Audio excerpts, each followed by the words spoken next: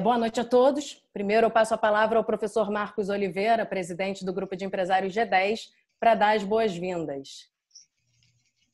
Bem, boa noite a todos.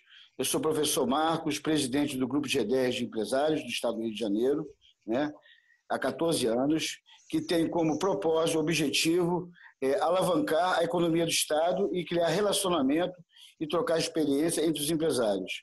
Hoje, nós estamos aqui com o propósito com esse fórum maravilhoso, com grandes personalidades, para podermos tentar achar soluções para o futuro do cenário econômico. Quero dar boa noite ao Vladimir, que é o nosso anfitrião, ao Delambe, que é o nosso CEO da WTS. Não está aqui o nosso professor Armando, que é o vice-presidente, mandar um abraço para ele, professor Armando Santos Pedro Guimarães, deixar um abraço para o nosso conselheiro Marcos Leme, nossa diretora comercial do G10, Simone Soares, da revista Valores de Negócios, e quero que o evento seja maravilhoso. Eu vou passar agora a palavra para a nossa vice-presidente, CEO do Grupo de Entidades, Letícia de Freitas Castro, que vai mediar com muito talento, com muita capacidade esse evento. Falei bonito, pessoal? Obrigada, professor Marcos.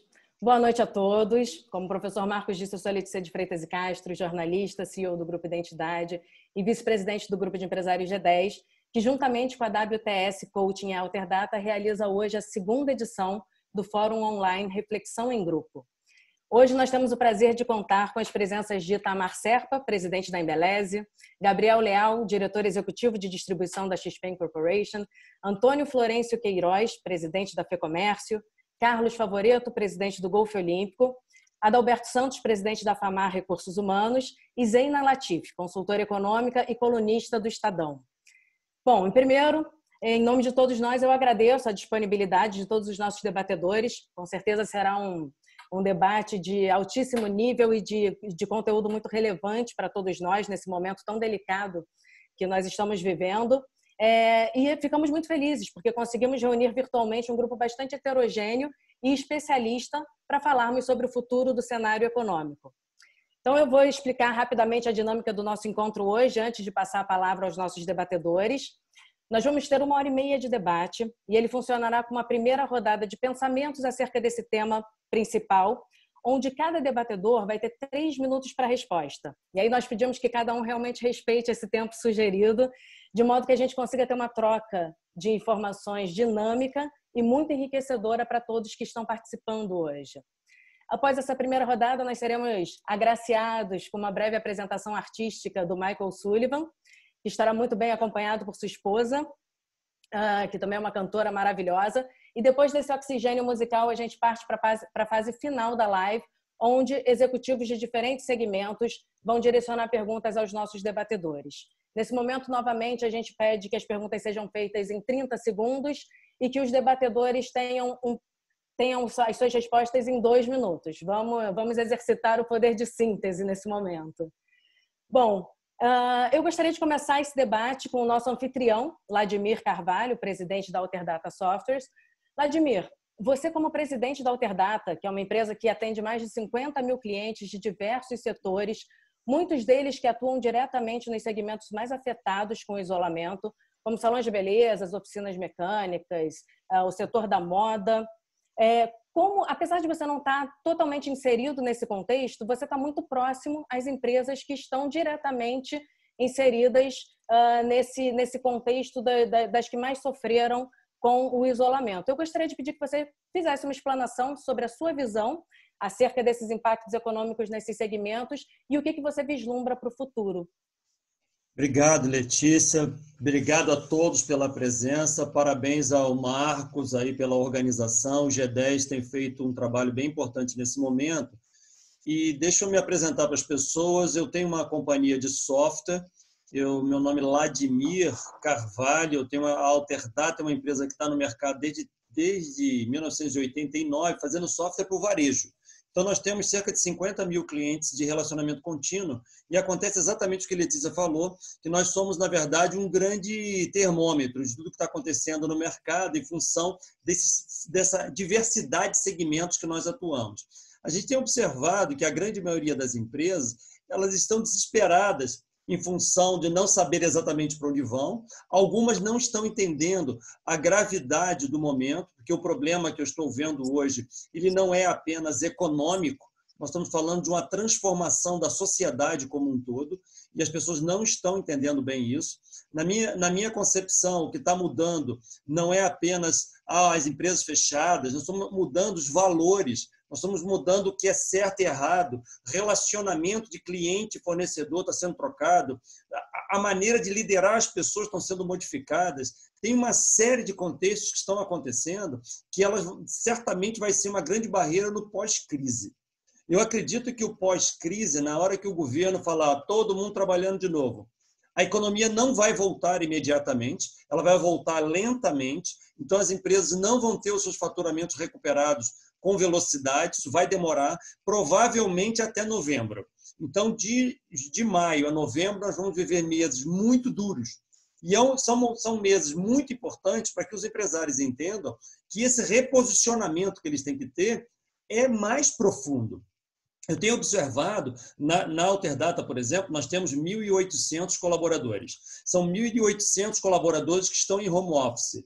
Quando nós colocamos esses 1.800 colaboradores em home office em 4 dias, as pessoas pensavam que nós estávamos fazendo só um processo tecnológico, simplesmente conectando servidores para as pessoas trabalharem em casa. Mas, na verdade, a modificação era muito mais profunda que isso. Nós tivemos que mudar processos, mudar métodos, mudar maneira dos gerentes se relacionarem com as pessoas. Nós tivemos que criar métodos de motivação de times completamente diferentes que nós estávamos fazendo antes. O seu microfone fechou, Vladimir. Pronto, abriu de novo. Tá. Todo mundo me ouvindo, né? Tá ouvindo, Letícia? Sim, sim, sim. Tá, beleza.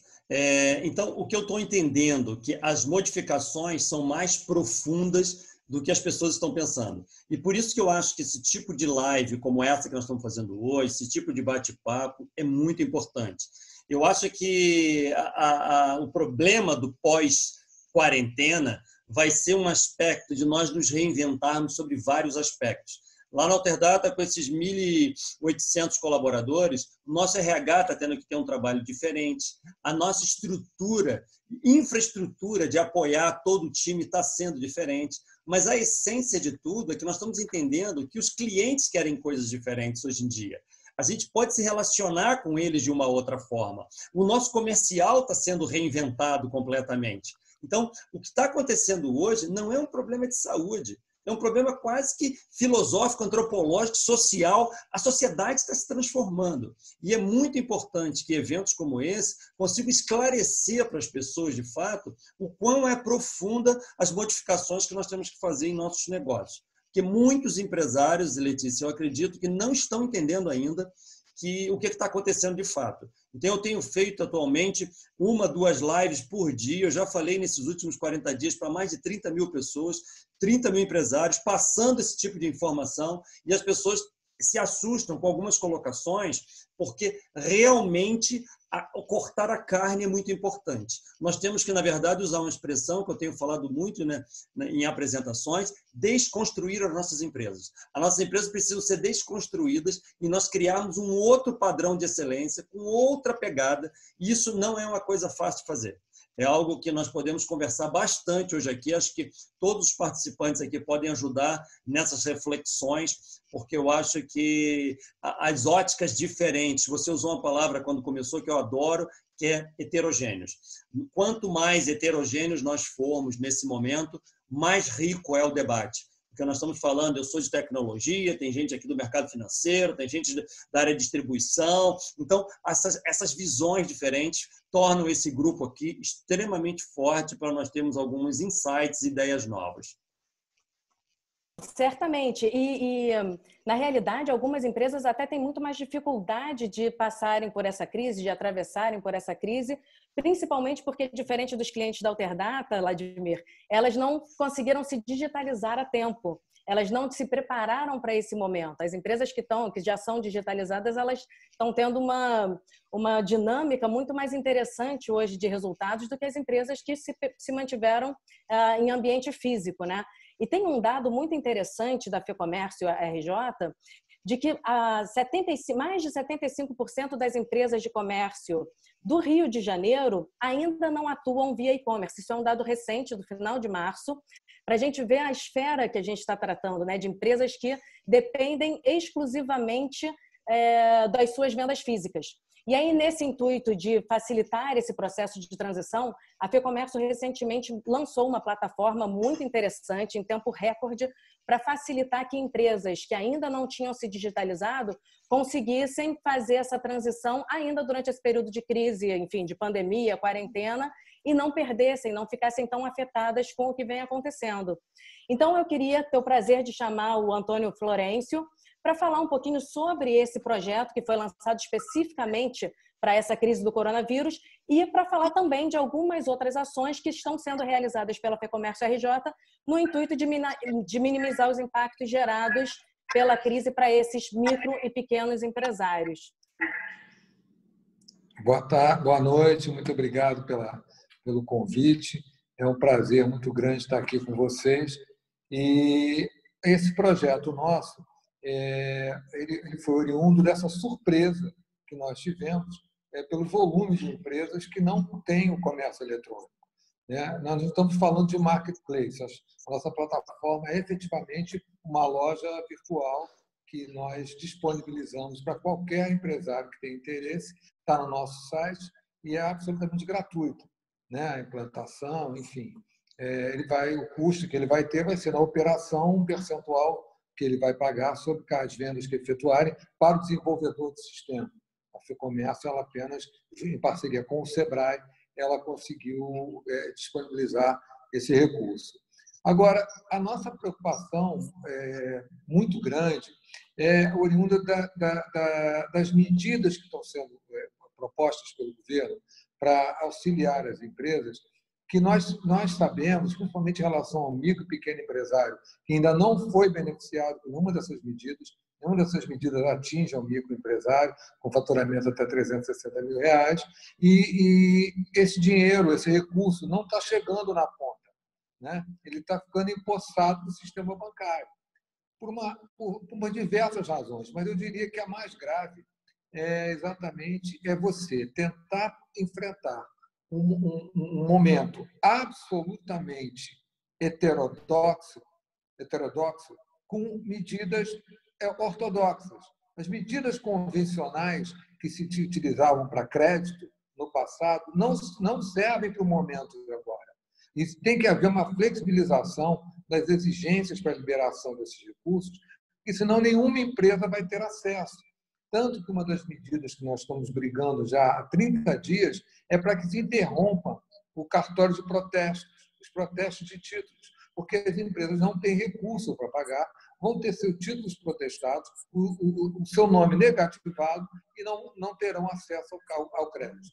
Um dado que nós recolhemos agora do Instituto FEComércio demonstra que 70% das empresas, 72% das empresas que foram em busca dos recursos tiveram seu crédito negado. Mas é óbvio que teriam, porque elas estão enfrentando um problema e é totalmente atípico, um momento que ninguém imaginou um dia viver e na verdade, as ferramentas que estão disponibilizadas, elas estão disponibilizadas num modelo e que servia ao mercado tendo a sua normalidade. E isso de forma nenhuma vai atender. Então, esse dinheiro está absolutamente empossado no sistema bancário e não chega na ponta. Uma das razões é essa. Nós temos, na FEComércio, tentado, junto ao governo estadual e municipal, a postergação do pagamento de impostos, mas não é uma postergação por 2, 3 meses, tem que ser uma coisa de médio e longo prazo, porque, como o Vladimir colocou muito bem, não imaginem que o mercado vai voltar, liberou, vai ter fila de clientes na porta. Não vai. Esse mercado vai voltar de uma forma paulatina e tendo que encontrar as empresas, como você colocou muito bem, numa nova realidade. Elas vão ter que se adequar a este mercado, se adequar a novos hábitos, se adequar a toda uma realidade que está se firmando. Nós, empresários, as empresas como um todo, tivemos que amadurecer tecnologicamente 10 anos em 30 dias. Talvez processos que as empresas levassem 1 ano, 2, para implantar, elas tiveram que fazer isso em 30 dias. Então, a velocidade das mudanças foi muito rápida. Isso é um dado, eu entendo que é uma coisa positiva, né? Como se diz, não foi por bem, foi por mal. Talvez medidas que tivessem ter sido tomadas no passado não foram, né? Então, agora estão sendo retomadas. E nós, no sistema como um todo, através dos braços do SESC, SENAC e temos o SEBRAE também, nós estamos procurando ajudar de toda forma, criando formas de sustentação, até porque esse momento fez ficar patente em tintas muito mais fortes as diferenças sociais que o nosso país apresenta. Então, cada um... não imagine que as pessoas estejam em casa isoladas. Algumas, sim, as que podem. A grande maioria não tem como se isolar, porque as suas condições não permitem. Então, todas essas diferenças sociais, que hoje estão pintadas com tintas muito mais fortes, elas devem ser enfrentadas para que nós passemos, no futuro, a ter uma sociedade mais justa e equilibrada, para que todos possam ter acesso, não só ao consumo, mas acesso às condições básicas e mínimas de vida. Então, o SESC tem feito um trabalho fantástico, né? Os seus profissionais também se reinventaram com uma rapidez enorme em termos de assistência social, e o SENAC também, na parte de ensino à distância, também se reinventou em 1 semana. Em 1 semana, nós disponibilizamos 90 cursos de ensino à distância para poder atender o nosso público. Então, nos 3 minutos que eu tinha, eu acho que eu consegui resumir um pouco e gostaria de reiterar o meu agradecimento por poder estar aqui com vocês. Para mim é uma honra muito grande estar com vocês, debatedores de um nível tão elevado e que me engrandecem muito qualquer participação da FEComércio junto a esse grupo. Muito obrigado. Nós que agradecemos, Antônio Florencio, e principalmente o nível de informação que o senhor consegue disponibilizar para os participantes aqui do nosso encontro. É um prazer ter a sua presença aqui conosco. Bom, e a verdade é que essa crise ela afeta não só os negócios, como as pessoas, como o Antônio Florencio disse, como também tudo o que acontece no âmbito físico acaba impactando diretamente os resultados das ações no setor de investimentos. No final das contas, está tudo muito atrelado. E aí eu gostaria de passar a palavra, então, para o Gabriel Leal, para que ele fale sobre o cenário econômico das ações, quais são as carteiras mais indicadas para esse momento e quais são as tendências para o futuro. Obrigado, Letícia. Obrigado, pessoal. Obrigado pelo convite. Eu tenho aqui um desafio enorme de conseguir responder essa pergunta em 3 minutos, mas vou fazer o meu melhor e vou deixar também a Zeina falar um pouquinho depois, que eu tenho certeza que ela tem muito a contribuir com relação a esse tema. Mas, dando um rápido resumo, a Bolsa nada mais é do que uma expectativa, né, dos lucros futuros das empresas. O preço das ações ela reflete justamente uma expectativa de fluxo de caixa das empresas ao longo do tempo. Isso se traduz aí no preço do dia a dia que são negociadas as ações. E aí, quando você tem uma crise onde o cenário futuro ele fica turbulento, naturalmente você tem uma quebra dessas expectativas, uma revisão dessas expectativas, e isso faz com que os preços sejam revistos. Mas, ao contrário de todas as outras crises que aconteceu, não só no Brasil, mas no mundo, especialmente no Brasil isso é ainda mais agudo, mas no mundo inteiro, você tinha uma crise no mercado financeiro, né, uma crise no preço das ações, e os investidores corriam para a renda fixa, para títulos de renda fixa, para ir ao seu porto seguro e para ter seus retornos menores, mas em compensação mais seguros. E isso se traduzia nos juros, né? Então, os investidores compravam ativos atrelados ao CDI aqui no Brasil, ativos de renda fixa atrelados ao CDI, e foi assim que sempre aconteceu em todas as crises que a gente viveu. Então, você pega a crise que a gente teve em 2002, com a troca de governo, depois em 2008, com a crise imobiliária americana que se alastrou para o mundo inteiro, e depois as crises que a gente foi tendo aqui no Brasil, sempre o investidor corria para o CDI, né? Corria para ativos atrelados ao CDI. O Brasil, até então, era um país do rentista, um país que o empresário, a qualquer sinal de perigo, ele empossava o seu dinheiro nos bancos e comprava ativos atrelados ao CDI, títulos da dívida do governo. Esse momento ele não existe mais no Brasil. Vocês devem ter acompanhado, essa semana o Banco Central reduziu para 3% a taxa de juros, e isso tem um lado muito positivo, apesar de todos os desafios que eu tenho certeza que são enormes. A Zeina deve passar por alguns deles, aí foi nossa companheira de XP durante muito tempo, uma excelente economista, foi uma honra ter trabalhado junto, mas sem dúvida nenhuma tem N desafios, mas pelo menos a gente tem um estímulo extra, que é o estímulo da taxa de juros ser hoje no Brasil baixa, o que permite com que o empresário que detém caixa, que detém disponibilidade, ele tope correr risco para tentar rentabilizar o negócio dele. E isso faz com que a economia ela retome, de certa forma, um pouco mais rápida do que a gente viu em outros momentos. Então, antes o CDI acabava competindo com o dinheiro e o empresário que detém caixa, que detém disponibilidade, ele ficava mais receoso e comprava ativos e comprava o CDI.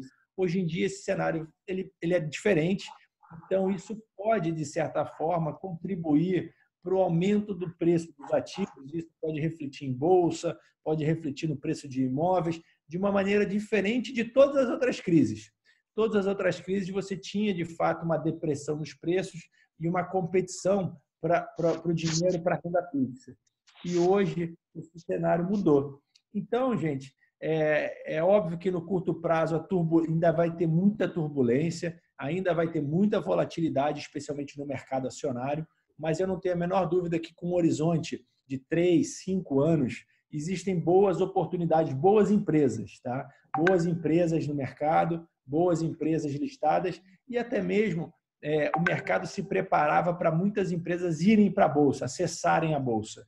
E eu acho que é assim que, óbvio que vai ter uma grande reorganização de empresas, do mercado, dos segmentos, mas assim que a volatilidade diminuir um pouco e tiver um pouquinho mais de previsibilidade com relação ao futuro, novas empresas vão surgir, novos empresários vão lançar suas companhias em bolsa e isso acaba sendo um excelente instrumento de financiamento para as companhias, viabilizando uma série de projetos internos.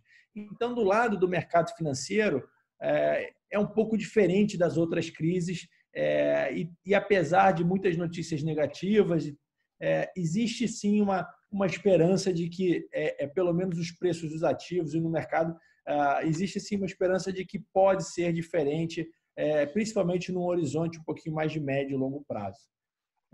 Espero ter cumprido aí o prazo, Letícia, e ter conseguido passar a mensagem. Com certeza, Gabriel. Mensagens muito importantes para esse momento e que são de suma importância para todo mundo que está antenado no que vai acontecer nesse mercado incerto que a gente está vivendo nesses dias, né? Agora, fazendo um paralelo, assim, bem de um extremo ao outro praticamente, além dessa questão de ações, de investimentos, uma das questões que mais preocupam a sociedade brasileira nesse momento é a questão do desemprego.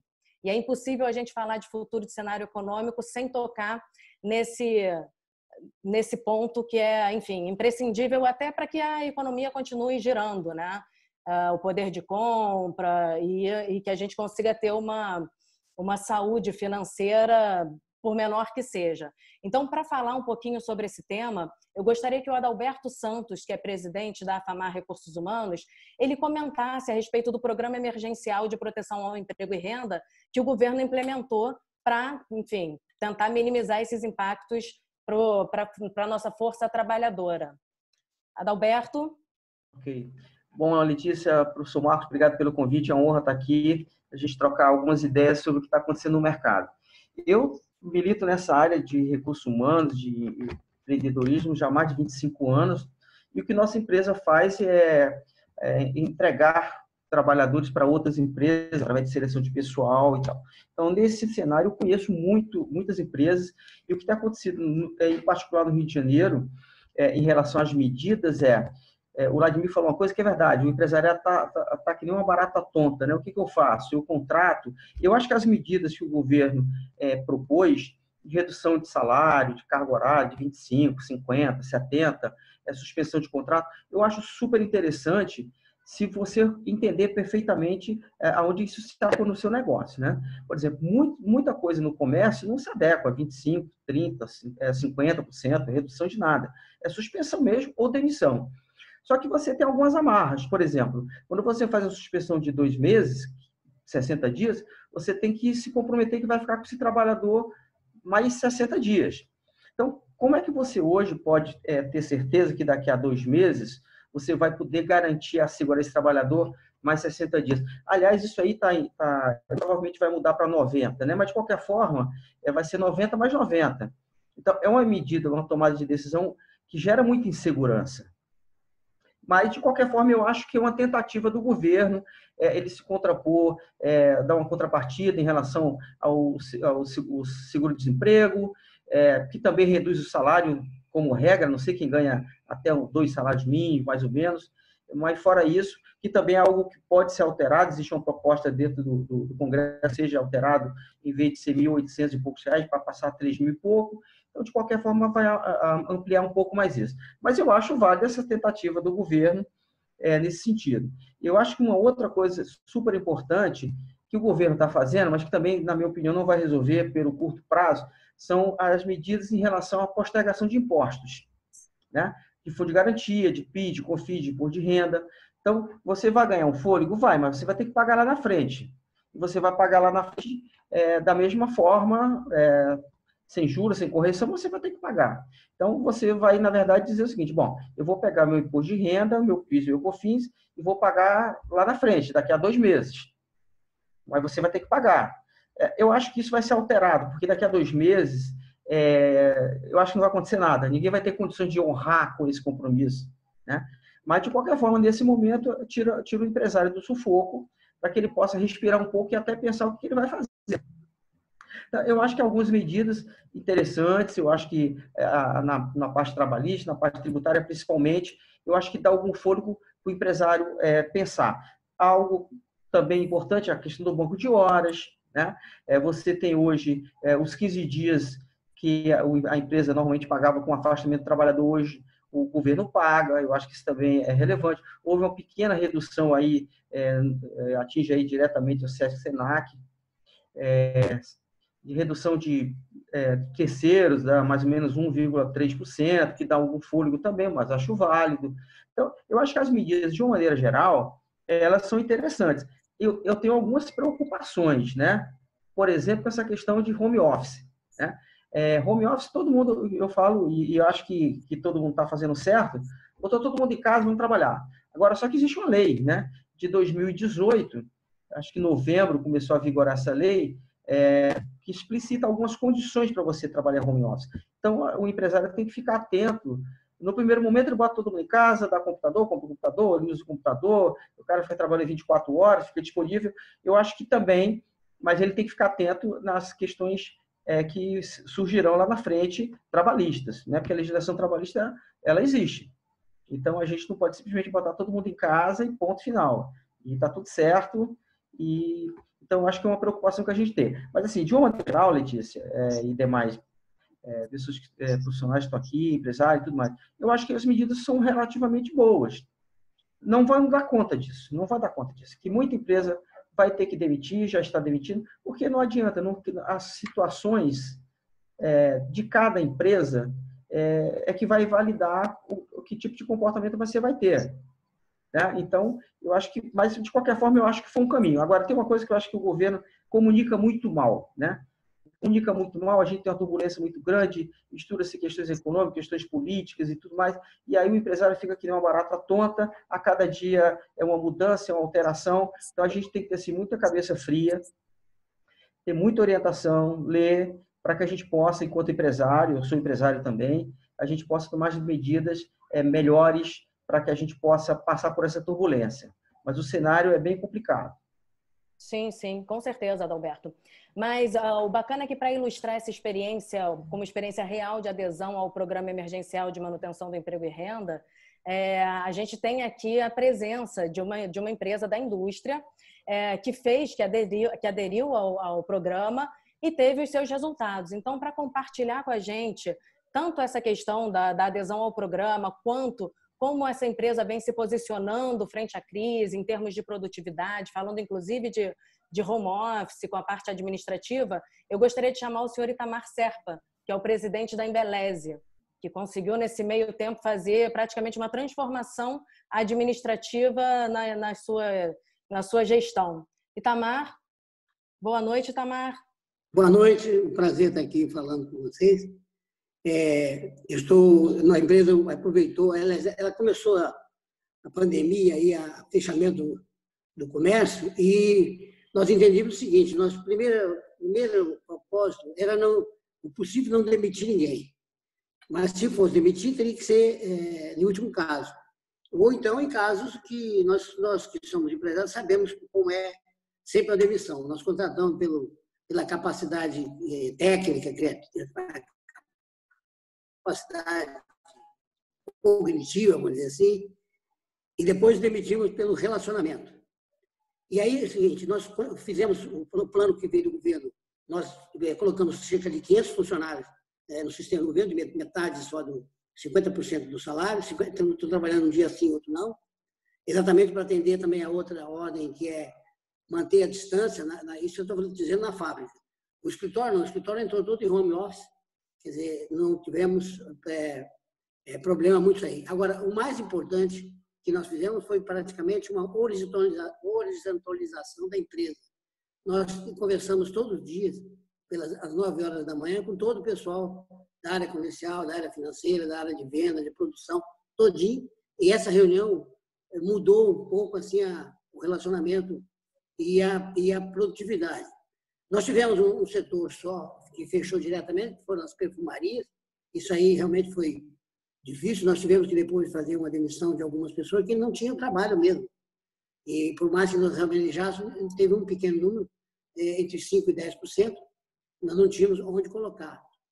Mas, de qualquer maneira, fizemos essa transição. Estamos funcionando hoje bem melhor. Como os supermercados ficaram abertos, nós vendemos também nos supermercados e nas farmácias. Então, não tivemos uma queda de faturamento, primeiro de 50%, depois, segundo mês do mês passado, 60%, e esse mês nós vamos atingir uns 70% do faturamento. Ou seja, dá para manter a empresa viva. Agora, como alguém disse aí na apresentação, ninguém sabe para onde vai isso. Porque uns falam que está começando o pico da doença, mas, na verdade, não se sabe quanto tempo vai durar. Mas, por enquanto, a empresa, com as medidas que tomou, ela está em equilíbrio. E essa legislação criada pelo governo foi muito importante. Eu acho que travou para todos. Sim, eu acho que vai voltar. Travou a máquina dele. Itamar, travou a sua máquina. Nós não estamos conseguindo. Não estou escutando ele mais. Não estou escutando o Itamar. Também não. Eu vou fazer o seguinte: eu vou passar então para a próxima pergunta, e o Itamar, precisando fazer algum tipo de consideração, ele faz nas considerações finais. Tá certo? Tá bom. Eu não sei se ele caiu. Vamos em frente. Eu acredito que ele tenha caído, ele não está aparecendo mais. Bom, então eu gostaria de chamar a Zeina, porque dentro de tudo que falamos, consolidando os pontos de vista desses diversos setores de... Alô? Deixa eu ver se ele está aqui. O professor Marcos está com o microfone ligado. Está com o microfone aberto. Vou desligar o microfone do Marcos. Tá. E o Itamar me parece que de fato caiu. Caiu. Então eu vou fazer isso. Vamos dar andamento aqui. Dentro de tudo que a gente falou, então, consolidando esses pontos de vista de diversos setores da economia, eu deixo um questionamento para a Zeina, né? Quando e como nós iremos sair dessa pandemia ainda é uma incógnita. Ninguém sabe isso. Mas no processo pós-pandemia, o governo brasileiro certamente vai ter um grande desafio pela frente no que diz respeito à condução da taxa Selic, ao controle de inflação. Enfim, são diversas questões que vão acabar sendo resultado desse período que nós estamos vivendo hoje. Zeina, como você imagina que esse cenário vai se construir e quais possíveis ações o governo já poderia começar a pensar desde já? Bom, boa tarde a todos. Eu agradeço o convite. Tem vários pontos que foram colocados aqui. Claro que eu não vou conseguir exaurir todos eles, mas eu vou tentar pincelar e aí chegar nessa sua questão. Bom, o primeiro ponto é que já foi colocado aqui, não vai ser possível salvar a todos. Isso é impossível. Achar que a gente tirou da tomada a economia e é uma questão de tentar fazer políticas públicas para que em seguida você possa ligar na tomada e tudo continuar como antes, isso não vai ser possível pela natureza da crise e pelas próprias dificuldades do Brasil. Não dá para a gente achar que o Brasil, com tanta limitação fiscal, a gente pode agora adotar as mesmas políticas na mesma intensidade de países que têm países ricos e que têm as contas públicas mais arrumadas. Não tem jeito, não existe milagre na economia. O que tem é política pública bem feita, que você elege prioridades, você foca nessas prioridades e procura atendê-las da maneira mais efetiva. Eu vou pegar um ponto aqui para dar um exemplo aqui das limitações. Assim, o Brasil é um país complexo, né? Então, temos as nossas fragilidades fiscais, que limitam o nosso raio de ação, e temos um país com uma economia com muita informalidade, com muita desigualdade, e isso também dificulta o desenho de política pública. Aqui foi falado, por exemplo, a questão do microcrédito. Microcrédito, na verdade, é algo que o mundo todo tem dificuldade. Não existem experiências muito bem-sucedidas de microcrédito.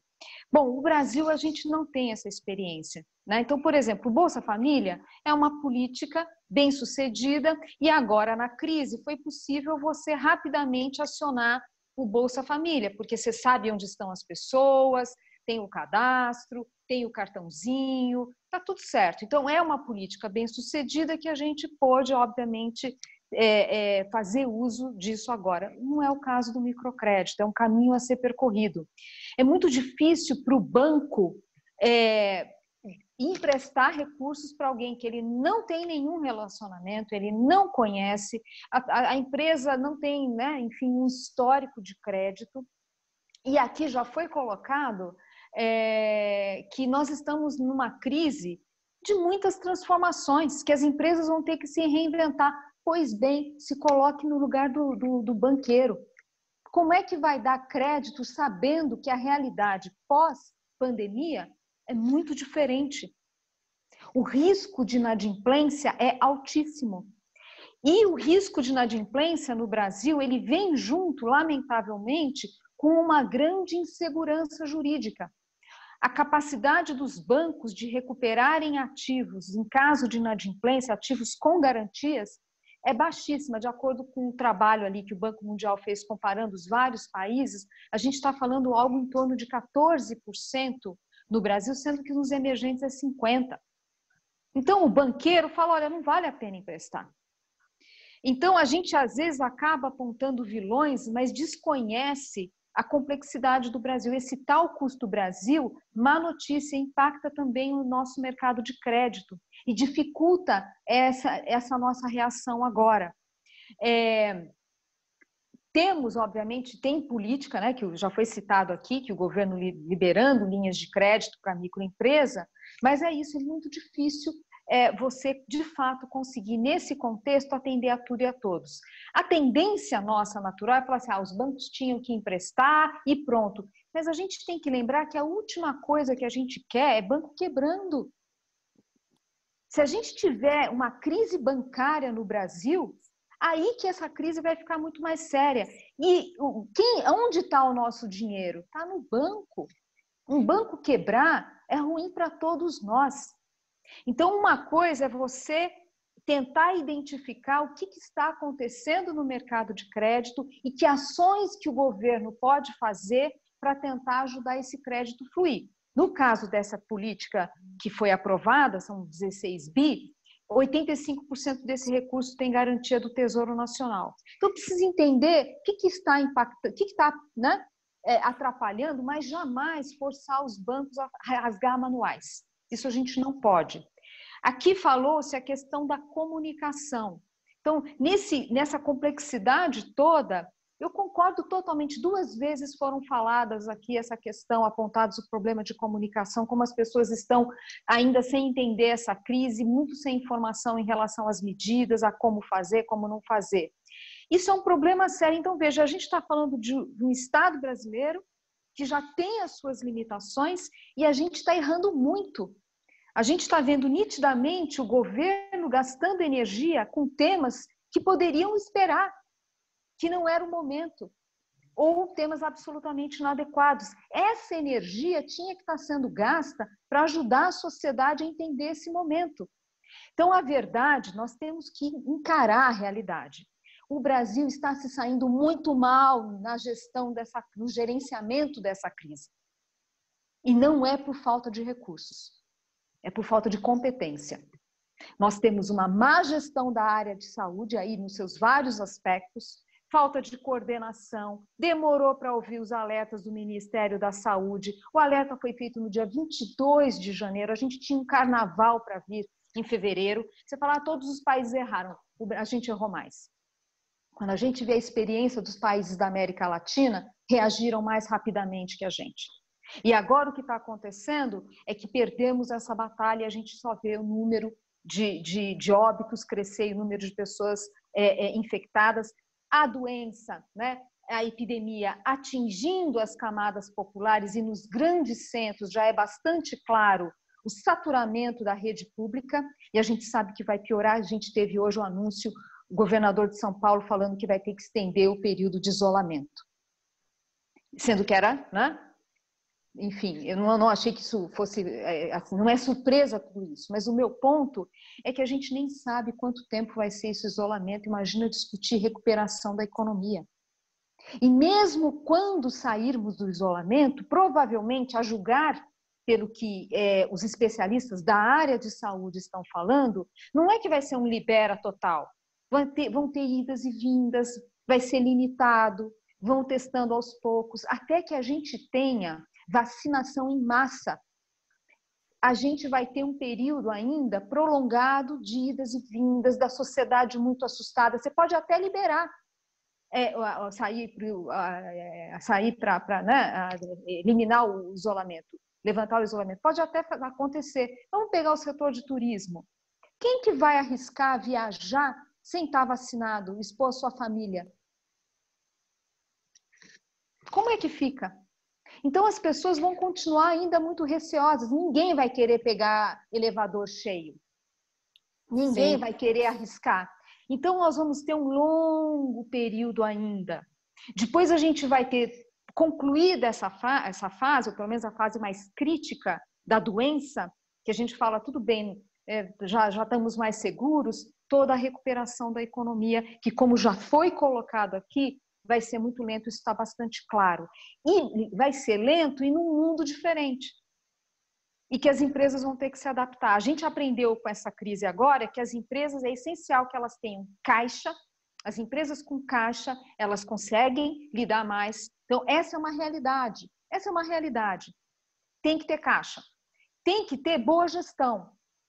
E tem que estar conectado ao digital, não tem jeito. Então, tem transformações que a gente vai ter que enfrentar. Isso, em meio, foi bem colocado aqui na questão do mercado de trabalho, há um risco de judicialização muito grande na economia. Falou-se aqui da questão trabalhista, eu acrescentaria, além da questão do home office, essa decisão do Supremo que, se a pessoa ficou doente, pode ser considerado, né, ficou com o Covid, isso pode ser considerado aí doença trabalhista, agora não me ocorre aqui o termo técnico. Doença ocupacional. Ocupacional. Isso, gente, isso é um absurdo, não tem outra palavra. Então, estamos reagindo muito mal a esta crise. E isso está chamando a atenção do mundo, e isso vai nos prejudicar para atrair investimentos para o país. Isso é o que temos. Portanto, aqui eu já falei demais, não se trata, assim, você pode reduzir a Selic mais, menos. Eu acho que o Banco Central não deveria ter feito esse corte mais abrupto, eu acho que ele deveria ter ido devagar. Por quê? Primeiro, nesse momento, políticas, também já foi colocado isso, políticas macroeconômicas tradicionais agora não têm nenhum efeito. Agora a gente tem que ter políticas focalizadas. Saúde, sanitário, socorros, né, financeiros, a famílias, a pessoas. Você vai se cortar muito rapidamente a Selic, se eu estiver correta, que esse processo agora é longo, vai chegar no final, não vai ter mais o que fazer. Não vai ter mais política para fazer, porque já gastou tudo que tinha, a gente está indo para um déficit público monumental, mesmo com regra de teto, nós não vamos conseguir estabilizar a dívida pública rapidamente, portanto, vamos ter riscos inflacionários adiante. Então, assim, a política macro agora, ela é pouco relevante. A Selic, para o mundo real, de 3, de 4, é praticamente inócuo, porque o nosso problema de crédito não é a Selic hoje. Nosso problema de crédito é essa combinação de risco de crédito e insegurança jurídica. Então, a gente precisa dar uma arrumada aqui. Não que não tenham pessoas no governo que não saibam disso que eu estou falando. Claro que sim. Mas é nítido a falta de coordenação de esforços do governo na saúde e na economia. Na realidade, então, a gente entende que tem que aguardar um pouco mais. Algumas ações estão sendo feitas precipitadamente, mas que não geram tanto impacto. E, na sua opinião, teria que aguardar um pouco mais para tomar as medidas macro num cenário mais palpável, digamos assim, com relação à crise? Olha, as medidas macro convencionais, a gente não vai ter muito o que fazer. Porque vai dar para fazer o tal Brasil, o plano pró-Brasil? Não, não vai. Aliás, achei bastante inadequada a proposição desse plano. Não tem como. A gente já vai estar com os gastos explodindo. E talvez não tenha espaço para corte da Selic. Então, a gente vai ter que realmente... o preparo que o Brasil precisa fazer para esse período todo do ponto de vista saúde, sanitário, o que precisa ser feito? Vai ter que ter máscara para todo mundo? Como é que vai ser? Como vai garantir isso? Porque, convenhamos, essas máscaras caseiras são pouco sérias. Sim. O que os especialistas falam. Vamos deixar um pouquinho, Zeina, vamos deixar um pouquinho, que ainda tem muito papo rolando mais para frente. Eu vou voltar um pouquinho, gente, porque o Carlos Favoreto conseguiu entrar aqui na nossa sala e ele vai falar para a gente sobre a parte de lazer.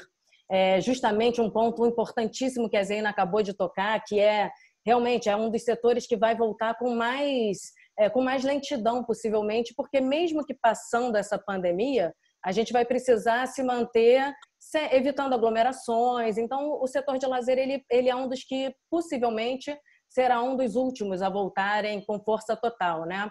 E o Campo Olímpico de Golfe, que foi implementado em 2016 para as Olimpíadas, teve um longo período de implementação de diversas ações, terminou 2019 com um projeto super audacioso de expansão de novos serviços, restaurantes, enfim, transformar aquilo num complexo.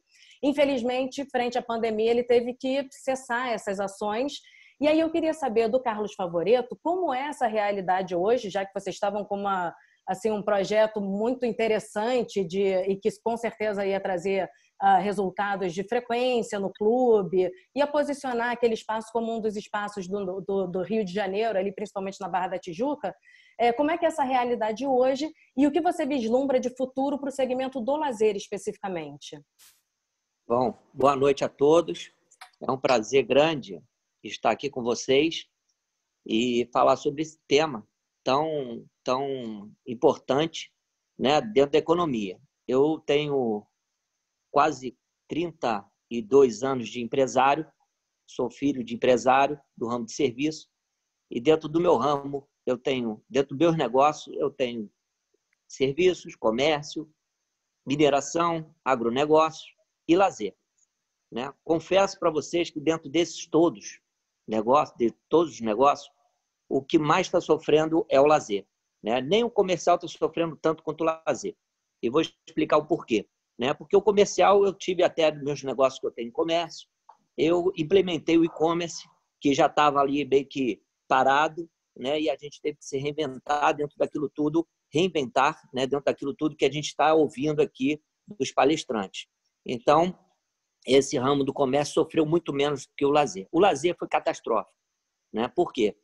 Porque a gente, primeiro que dentro do ramo de economia, é o primeiro a ser cortado, né? E todo mundo aí está ciente do que está passando, né, a economia em termos de recursos, né? Então, as pessoas estão perdendo empregos, outras pessoas estão diminuindo salários e outras estão, de fato, segurando. Então, já começa a impactar muito, né? No nosso caso lá, o Campo Olímpico de Golfe, nós fizemos ele para as Olimpíadas e depois nós nos tornamos o único legado esportivo funcionando pós-Olimpíada, né? Isso não é nenhum motivo de orgulho para nós, muito pelo contrário, a gente gostaria que todos os venues olímpicos estivessem funcionando, né? Mas o nosso está funcionando de fato, porque eu acreditei e peguei e levei isso. Comecei com 50 pessoas frequentando e até final de janeiro nós temos 10.000 pessoas frequentando lá.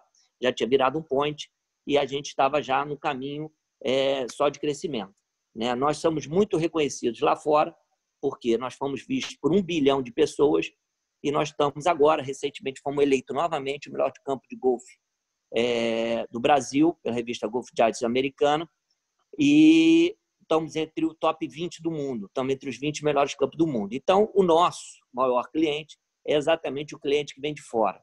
E aí é o que a Zeina falou agora, né? Essa questão do turismo vai ser completamente afetado por conta dessa questão de viagem, né? Vou viajar, como é que vai ser isso? Como é que primeiro recurso para viajar, segundo tempo, terceiro questão de segurança de saúde, né? Será que aquilo ali é seguro? Será que não é seguro? Enfim, tudo isso, né?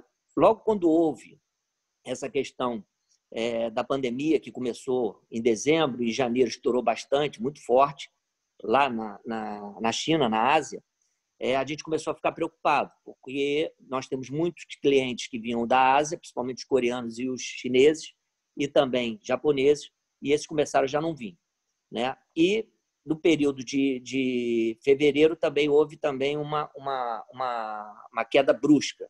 Em março houve o lockdown lá. Então, assim, nós fechamos toda a atividade de salões, nós tínhamos acabado de reformar 2 salões que existiam e fizemos mais um, né, justamente para ter festas, eventos corporativos, festas de casamento, festa de 15 anos, festas em geral, eventos e festas. Esse está fechado completamente. O restaurante que existia, mais 2 bares também estão fechados. Então, nosso faturamento caiu aí já em março em torno de 20%. Quando começou a restrição, caiu 80%, ficamos com 20% de faturamento. Quando começou a restrição da mobilidade, né, essa questão do isolamento horizontal, a gente começou a sentir o impacto muito grande. Por quê? Essas atividades de lazer, turismo, ela normalmente você vem atrás de alguma coisa que você queira se contemplar, né? Então, você chega lá naquele lugar, você está buscando um lazer esportivo, um lazer contemplativo, um lazer social, várias formas de lazer. Só que isso vem através de um ambiente que tem que ser cuidado, né? Então, como é que você associa a perda de faturamento juntamente com a necessidade de você manter aquele espaço bonito para que ele não possa se deteriorar, né? Nós temos lá 1 milhão de metros quadrados de área verde. Desse 1 milhão de metros quadrados de área verde, 300 mil metros quadrados são áreas que eu tenho que cuidar todos os dias, cortando, irrigando, adubando, fazendo as práticas agronômicas, para que esse campo não perca, né, tudo aquilo que ele foi projetado.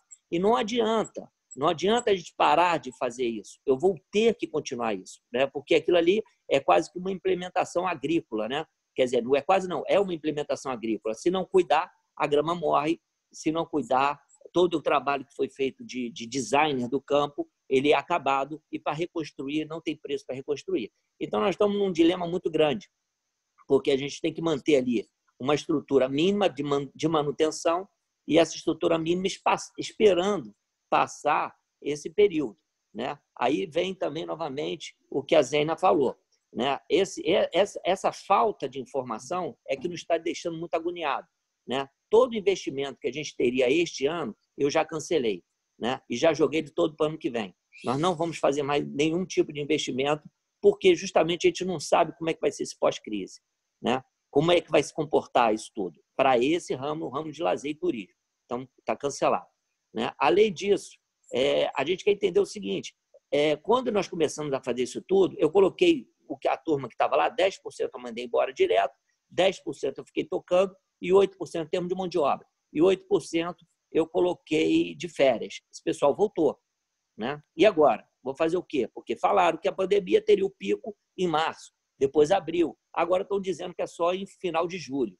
Então, quer dizer, é uma desinformação completa, né, que a gente fica muito desamparado, todos os setores da economia, principalmente esses mais afetados, sem nenhum tipo de ajuda, né? E aí vem aquilo que os economistas falaram também aqui na planilha, na palestra, aqui nesse fórum, né, que é a questão por exemplo, insumos.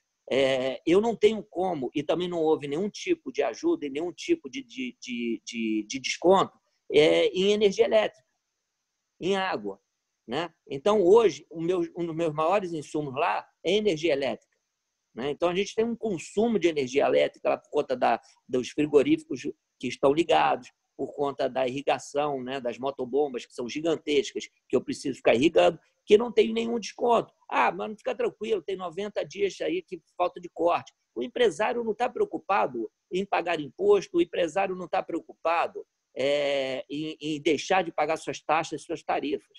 O empresário quer pagar, o empresário quer gerar emprego, né? O empresário não está nem um pouco preocupado com isso. O empresário está preocupado com a saúde financeira e com a saúde da sua empresa, né? O empresário sério, como nós aqui presentes, nós estamos aqui uma sexta-feira falando essa hora, justamente buscando conversar com outros empresários para a gente entender como é que a gente pode sair dessa, né? E tentar sensibilizar os tomadores de decisão para que eles possam intervir menos possível de forma desordenada, né? Principalmente por questões até aqui judiciais, né? E a gente tentar ouvir mais os técnicos, tanto médicos quanto os economistas, para que a gente possa sair dessa encrenca, né? A mesma coisa com outro insumo também que a gente não tem como deixar de consumir lá é a água, né? Que é outro insumo também que não teve um desconto. Não teve desconto nem quando houve uma crise gigantesca por conta da qualidade de fornecimento de água. Tu imagina agora,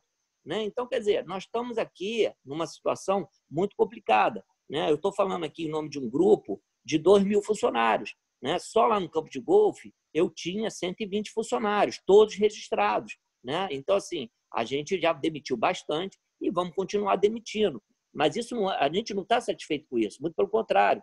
Nós estamos tristes, todos os empresários estão tristes com isso, né? Eu tenho uma empresa no ramo de serviço que eu tenho 20 anos dela funcionando e estamos vendo a empresa se deteriorando, né? Então, assim, a nossa preocupação é justamente saber de forma bastante clara qual é a forma, o planejamento para que a gente possa sair dessa sinuca de bico, né? Nós estamos numa sinuca muito grande, né? Os empresários estão aqui hoje olhando, muita gente se discursando, muita gente falando não sai de casa, e aí você liga a televisão só vê morte, morte, morte, morte, e não é isso. Não é isso que nós queremos. Sim, né? Sem dúvida. A questão é que todo mundo está no mesmo barco, né, Favoreto? Não tem... Todos os setores estão sendo extremamente afetados. Letícia, não é só o mesmo barco, não. Não é só o mesmo barco. Tá? Enquanto tiver essa política aí de licitações, tá? Sem concorrência e licitações feitas dessa forma que está sendo, essa crise não vai acabar. Entendeu? Não adianta a gente ter aqui hoje, no estado do Rio de Janeiro, essa quantidade de hospitais de campanha que não foram nem terminados. E os únicos 2 que foram terminados, e um que foi do Rio Centro, e os outros 2 foram terminados, foi por iniciativa... O que cabe a nós nesse momento aqui como empresários é nos mantermos nas nossas esferas. A gente entende que tem uma certa, enfim, tem divergência de opiniões com relação às ações governamentais, né? Mas eu acho que o grande intuito desse nosso encontro é debater como as empresas, como os empresários, como os diversos setores da economia podem impulsionar ou, enfim, tentar saírem o menos impactados possíveis desse momento que, de fato, ele atinge a todos nós e ninguém tem controle, né, do que vai ser amanhã. Eu vou fazer o seguinte, eu vou abrir aqui agora, eu vou pedir que todos sejam breves nesse momento, tá? Porque a gente já está estendendo um pouquinho, mas eu vou abrir para que vocês, debatedores, falem entre si, tirem dúvidas um com o outro, se acharam que, enfim, querem um esclarecimento maior de algum setor, alguma coisa desse gênero. Eu vou abrir aqui para que vocês falem, repito, de forma muito dinâmica, entre vocês, tá? Eu vou começar com o Vladimir Carvalho, que vai fazer uma pergunta, e quem de vocês quiser fazer pergunta também pode sinalizar aqui no chat interno para mim, que eu vou coordenar aqui o momento que cada um de vocês vai entrar. Olha, Letícia, eu acho que o debate está muito bacana, nós estamos colocando várias conotações diferentes. Eu queria fazer uma pergunta para o Adalberto Santos.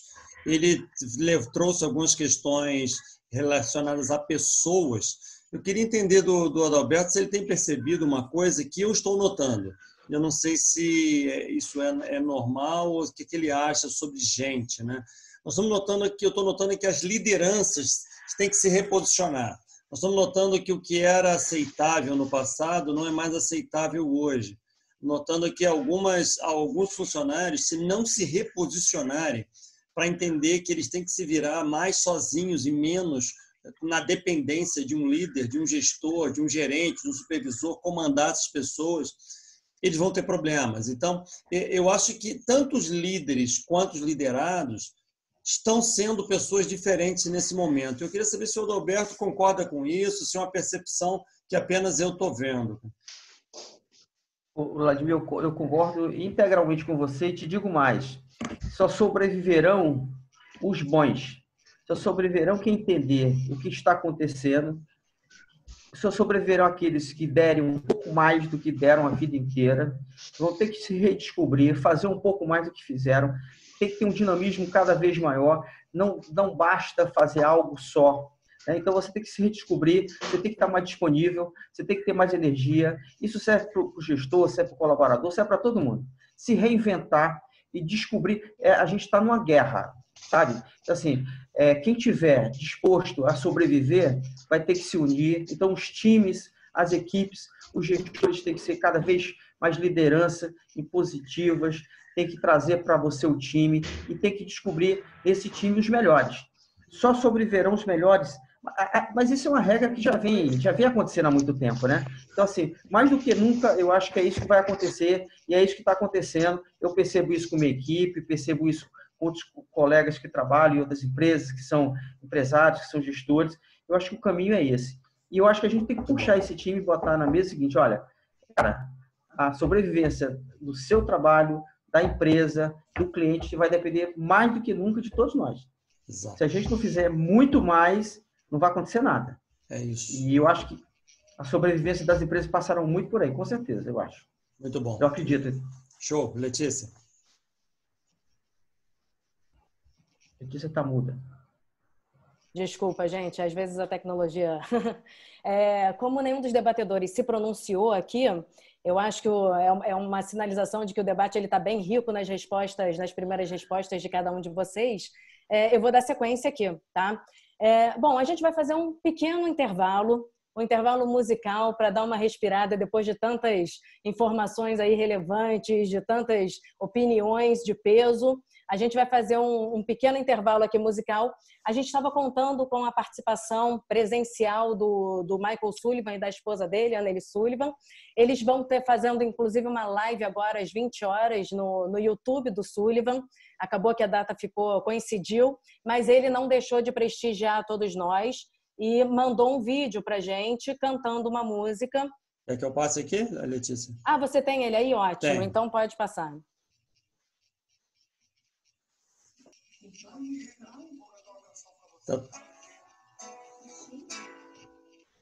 Ele não está entrando o vídeo para a gente, Vladimir. Tudo vai ficar por conta da emoção. Vladimir? Oi. Oi, não está dando para ver o vídeo, não. Não está, não? Não. Está na sua janela de vídeo. Peraí. Então... O vídeo não está sendo compartilhado. Não está sendo também? Não. Gente, então a gente pede desculpas pela falha técnica. Deu ruim, não deu. Mas... Só está passando o áudio, né? Não está passando o vídeo. Não tem problema. Deixa eu voltar aqui. Vamos voltar, vamos tocar em frente. Pronto, voltamos. Bom, pedimos desculpas pela falha técnica, mas de todo modo vimos aí o Michael Sullivan, grande compositor da nossa música brasileira. Numa outra oportunidade a gente espera estar com ele presente aqui conosco também. E o vídeo foi bacana, Letícia, que eu vi um pedacinho dele aqui, que as pessoas saberem, porque ele começa falando ao grupo G10. Então ele está se dirigindo, foi gravado especificamente em casa hoje para a gente. Então foi algo realmente bacana, foi uma pena. Isso mesmo. Bom, chegamos então à fase, já estamos avançando para a fase final do nosso fórum online. E aí eu vou convidar para falar conosco o Dr. Delambre, o Dr. Del Delambre, que é CEO da WTS Coaching, uma das realizadoras desse fórum conosco, para explicar sobre a relação da teoria da atenção com o cenário econômico. É uma teoria que ele criou, e ele já defendeu essa teoria, inclusive, na Alemanha, uma teoria super interessante. E eu queria chamar o Dr. Del Delambre, por favor, para compartilhar essa informação conosco. Ele está com o microfone desligado. Del? Agora abriu. Sim. Então, primeiramente, que bom a gente poder estar conversando aqui com todas essas pessoas com experiências, né, na prática. E a primeira coisa assim, que eu gostaria de dizer é que, ano passado, julho de 2019, nós tivemos um grande debate na Universidade de Münster e eu apresentei lá a teoria da tensão de grande mudança. E nessa teoria, a gente já mostrava que o mundo estava no seu limite. O mundo, a sociedade já estava no seu limite. Então, dentro dessa teoria, a gente já mostrava que os modelos econômicos do mundo inteiro não davam conta de atender às grandes necessidades. Isso antes da pandemia. Se você pensar numa dinâmica de diversas áreas que precisam ser atingidas, já não dava conta. Já era necessário fazer uma grande revisão no mundo, né? E essa grande revisão, ela perguntava, para que serve a economia?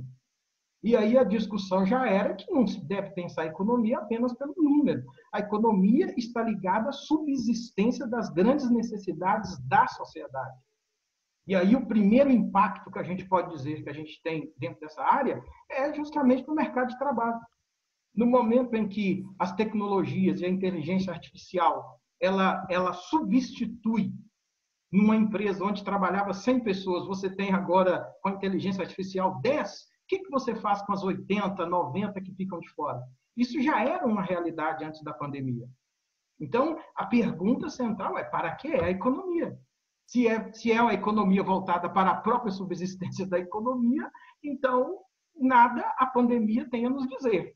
Se a gente entender que a economia é a organização, né, dessa qualidade de vida na sociedade, a gente entende pela teoria da tensão que é uma grande chance que a gente tem de reconstruir, então, as regulamentações, as normas que a gente tem na sociedade.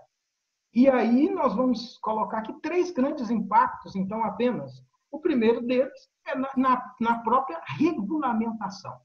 Não existe sociedade democrática sem novas regulamentações. Então, a experiência da pandemia é uma grande chance. Por que é uma grande chance? Aí, teoria da tensão. Antes, era o mundo velho, era o mundo novo que estava empurrando o mundo velho, através das tecnologias. Agora mudou. É o mundo novo das tecnologias que está empurrando o mundo velho a se adaptar. Essa é a teoria da tensão. E isso não é um impacto apenas na economia. É pensar o oikos, do grego. É a casa. Por isso que a raiz da economia é oikos, é eco. É pensar a casa inteira. E aí, então, a segunda coisa para se pensar, então, são as lideranças. Lideranças formatadas para um mundo que morreu. Como nós vamos fazer para organizar essas lideranças para um mundo que já nasceu e nasceu numa velocidade exponencial? É bom a gente colocar isso aqui.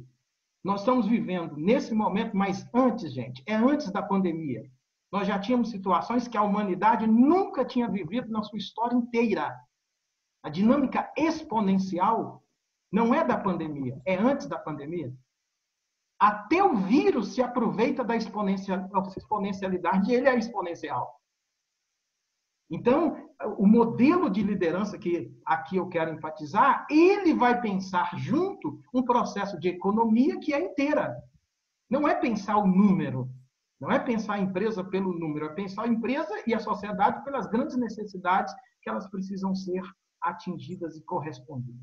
Então, essa é a minha contribuição para a gente aqui. A grande tensão trazida pela pandemia, eu gostaria de pensá-la como uma grande chance que a humanidade, que a sociedade vai ter para reinventar tudo, reinventar tudo. E aí, não sabemos mesmo. Que bom que a gente não sabe. Que bom que a gente, então, vai arriscar a ter que construir, a ter que buscar parâmetros, criar novos caminhos e novas estratégias. Essa seria um pouco, quase que uma provocação, né? Um debate, um diálogo, ele também tem provocações também para a gente tentar responder. Seria isso. Perfeito. Doutor Redelambre, muito obrigada pela contribuição. Sem dúvida, é uma teoria interessantíssima e muito atual no mundo que vivemos hoje e principalmente nesse mundo que nos jogaram praticamente, né? Muito obrigada pela sua contribuição. Bom, passando então agora definitivamente para a parte final do nosso encontro, eu vou abrir aqui para os nossos convidados fazerem perguntas aos nossos debatedores. E eu vou começar com a Simone Soares, que é presidente da revista Valores e Negócios e diretora do G10. Olá, gente. Boa noite. Como a Letícia falou, né, eu sou presidente da revista Valores e Negócios, em conjunto com o G10, o professor Marcos. Eu agradeço por estar aqui com vocês nesse momento. Apesar de a gente estar vivendo esse momento assim, muito difícil, onde todos vocês já falaram muito bem, a gente está passando também por uma situação onde que todos nós estamos sendo levados a vivenciar algo que é para nós há muito tempo já apresentado, só que de uma forma assim um pouco diferenciada, porque não foi tão empurrada como está sendo agora. Principalmente essa parte digital, que a gente realmente está sendo obrigado a se adaptar. Para mim não, isso aí é uma coisa fácil, a minha revista mesmo agora está 100% digital. Eu agradeço muito a todos vocês que estão comigo participando. A próxima edição está saindo até com o Zico na capa, nosso grande jogador técnico. Então, vindo agora para essa nossa live, eu gostaria de fazer a pergunta do Adalberto, da AFAMAR, presidente da AFAMAR. Dentre essas situações todas colocadas, e até já foi dita por você também, a gente teria algum tipo de possibilidade de dar a pessoas que estão sendo obrigadas a demitir funcionários, a estarem fechando suas casas? Seria algo, na sua opinião, capaz dos empresários em si fazerem para que essas pessoas não tivessem tanta dificuldade junto às suas famílias? Bom, Simone, é uma pergunta bem complicada, né? Eu vou voltar um pouquinho. O Delambre falou uma coisa que me fez pensar na economia de subsistência. Eu acho que a gente estamos vivendo esse momento. Eu acho que essas pessoas que serão demitidas, e muitas serão, pessoas que já estavam demitidas, o Rio de Janeiro, para lembrar, tinha o maior índice de desemprego dentre as capitais, antes da pandemia. Então já era assim, a gente já vinha sofrendo com um problema caótico em relação ao Rio de Janeiro, que é uma realidade que eu conheço mais de perto, né? Então a gente já tinha aí um número de desempregados, pessoas vivendo fora da informalidade, etc., enorme. Então, esse número só vai crescer. Então, o que a gente está vendo hoje um caminho as pessoas descobrirem dentro delas mesmas o que elas podem fazer para ter a sua subsistência. Assim, o emprego formal, carteira assinada, CLT, etc. e tal, essa coisa vai ser morosa, vai demorar, infelizmente. Isso vai contemplar algumas pessoas, outras não. Não? Então, muitas pessoas hoje têm que estar em casa pensando o seguinte, eu sempre falo isso, quem está em casa hoje, desempregada, ou mal empregada, ou com medo de perder o emprego, trabalhem, acordem cedo, não fiquem só comendo pipoca e vendo filme, não. Trabalhem como? Se redescubram quais são seus talentos, quais são suas competências, o que você pode oferecer, o que você pode entregar hoje dentro de casa, o que você pode entregar amanhã. Não fique contando que amanhã o mercado vai abrir, vai ter trilhões de emprego. Não vai. Infelizmente não vai. Então, eu acho que é um momento de muita reflexão.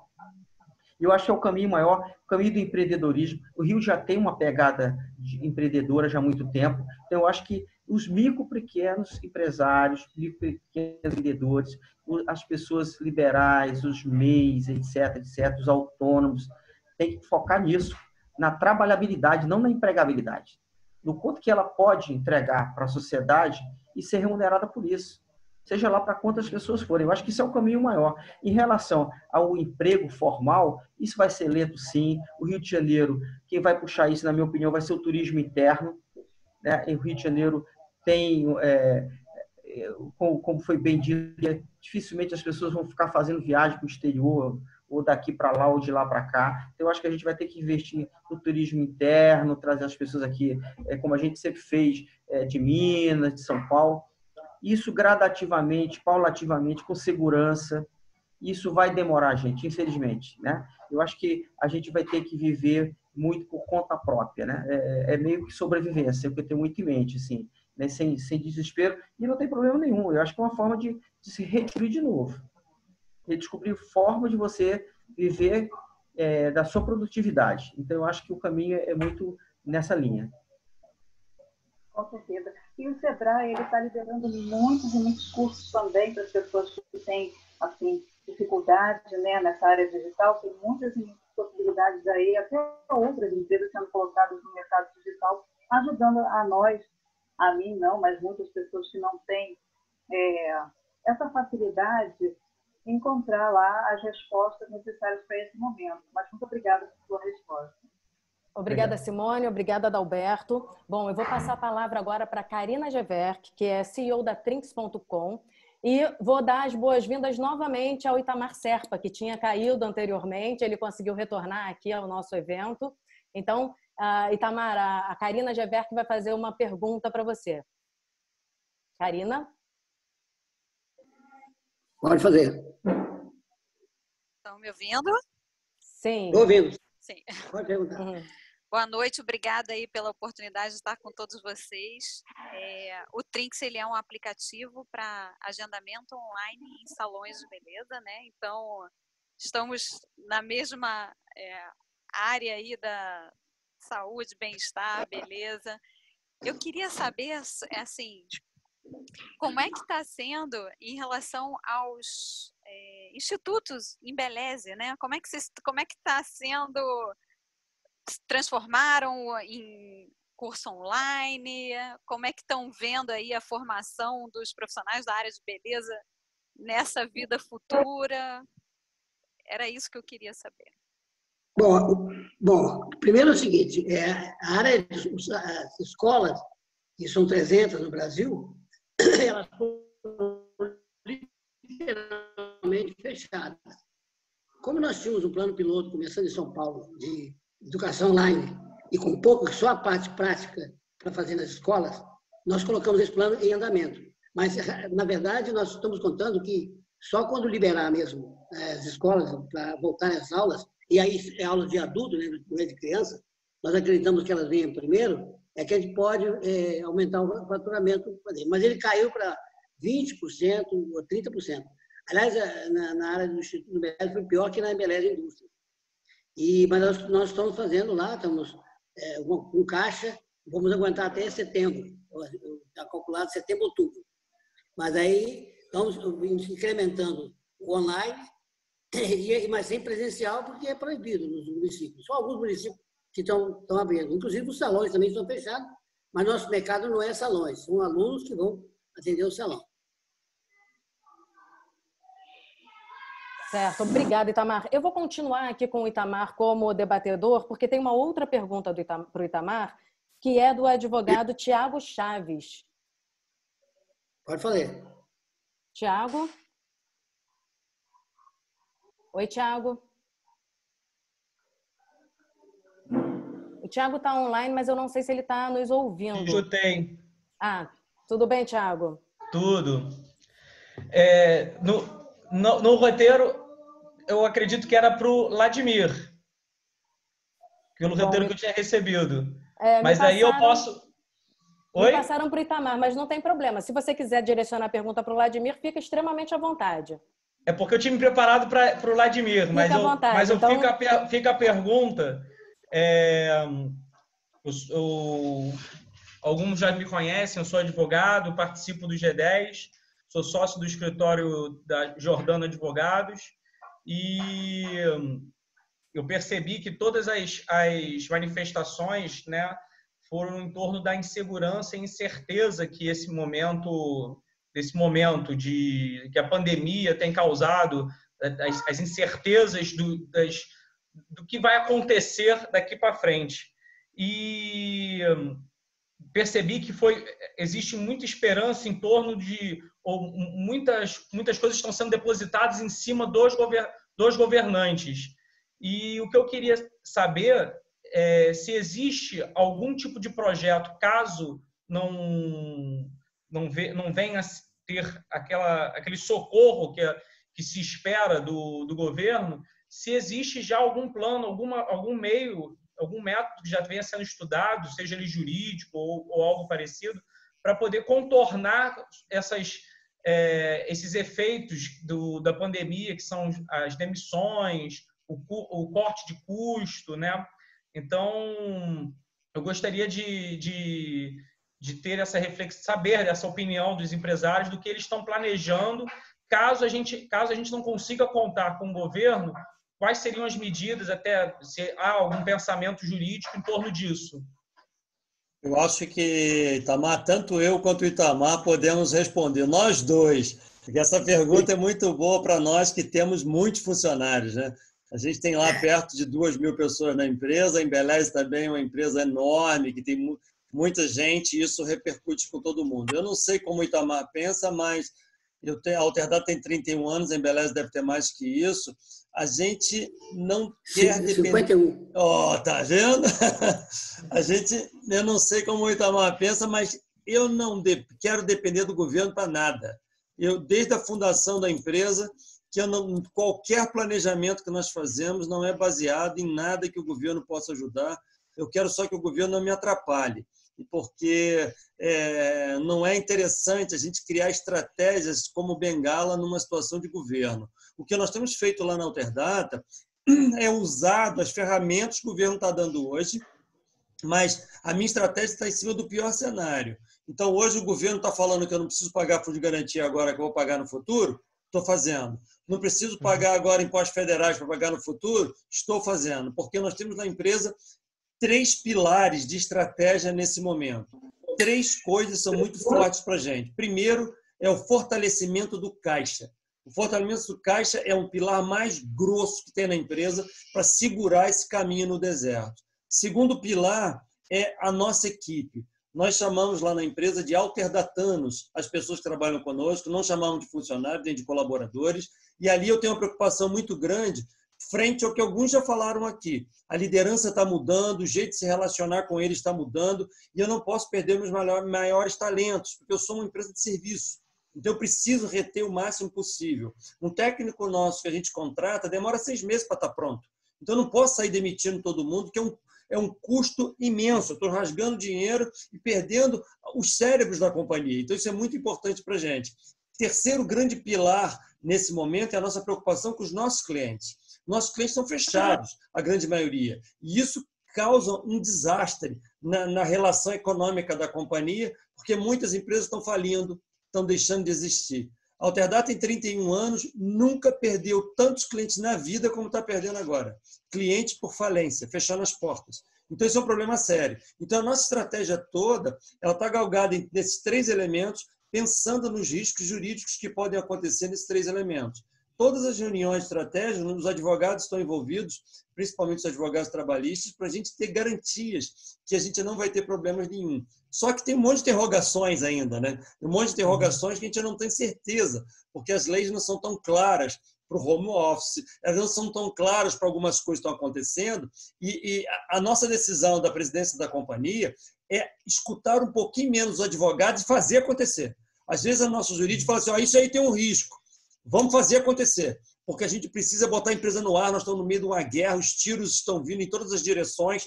Se eu tentar regular detalhes do horário, tal, nesse momento, nós estamos optando por correr alguns riscos, mas, em contrapartida, fazer a empresa operar, fazer os clientes estarem sendo atendidos, e não estou contando com subsídios do governo na estratégia. Isso é uma coisa que está vindo de bom grado, mas não pode ser a nossa dependência. E eu não sei o que o Itamar pensa a respeito.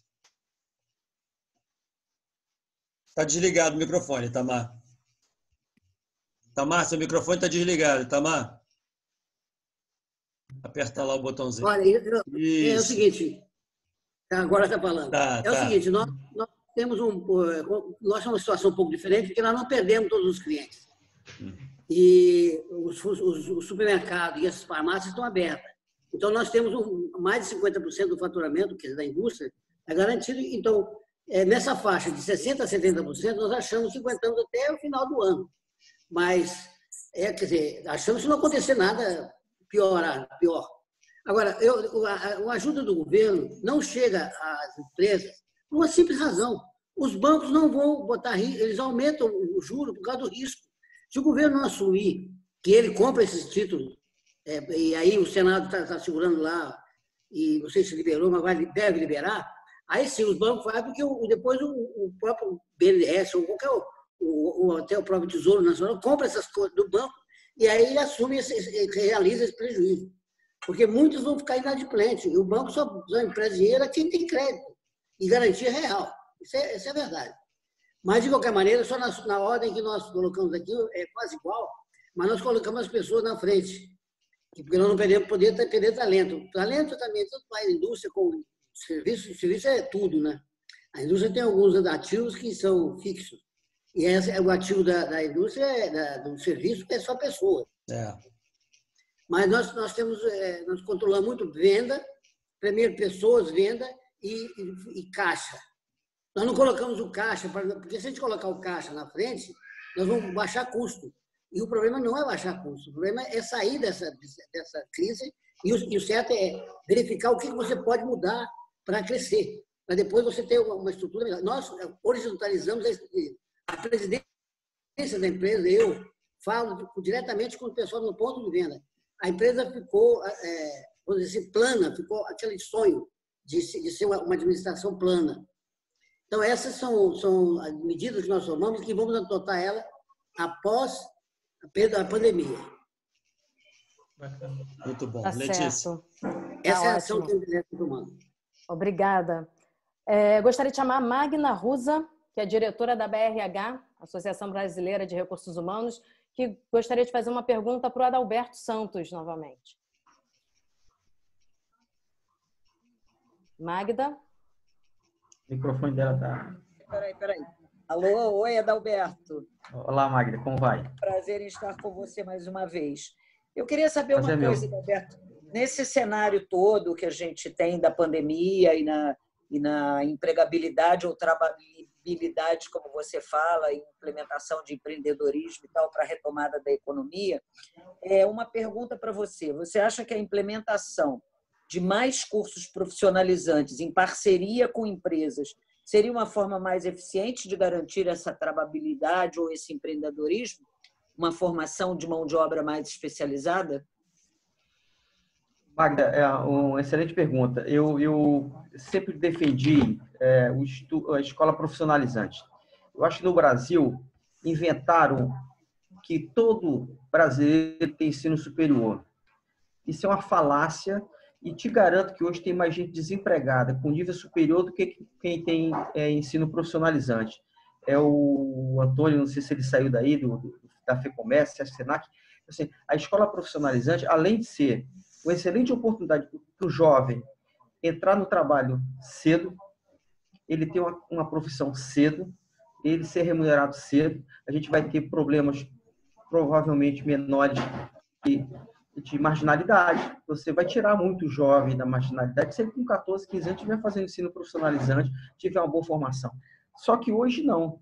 Todo mundo quer fazer faculdade, todo mundo quer fazer faculdade, todo mundo quer fazer faculdade. E hoje tem gente fazendo faculdade final de semana, agora não, né? Porque, enfim, nessa pandemia o cenário muda muito. Mas, de qualquer forma, eu sempre acreditei e acredito e continuo acreditando que a melhor entrada para o jovem, o primeiro emprego, é o ensino profissionalizante.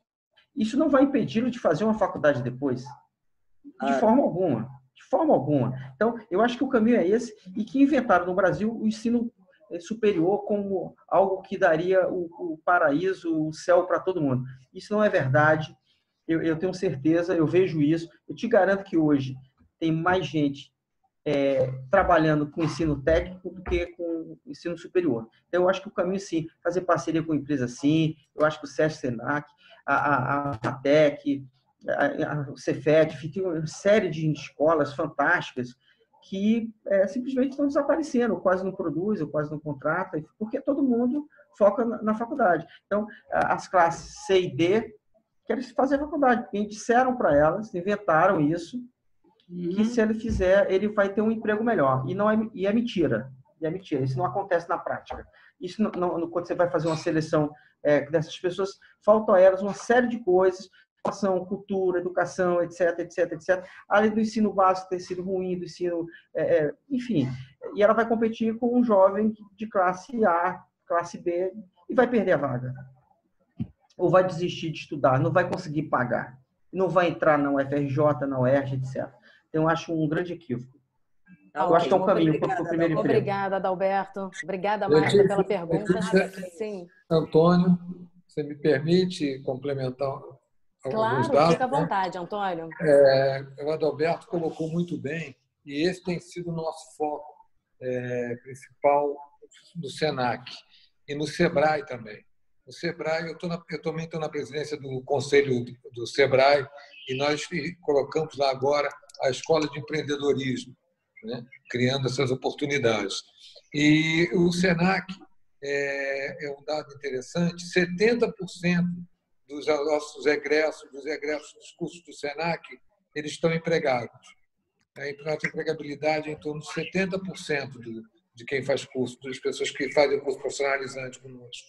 Então, na verdade, o Adalberto está coberto de razão, isso já é uma coisa antiga, essa verdade que ele colocou, ela já se mostra há muito tempo, mas, infelizmente, no Brasil criou essa cultura de ter que ser o curso superior. O curso técnico hoje, o curso profissionalizante, ele tem muito mais facilidade de conseguir emprego, se colocar no mercado, e nós temos lá, por exemplo, um banco de oportunidades.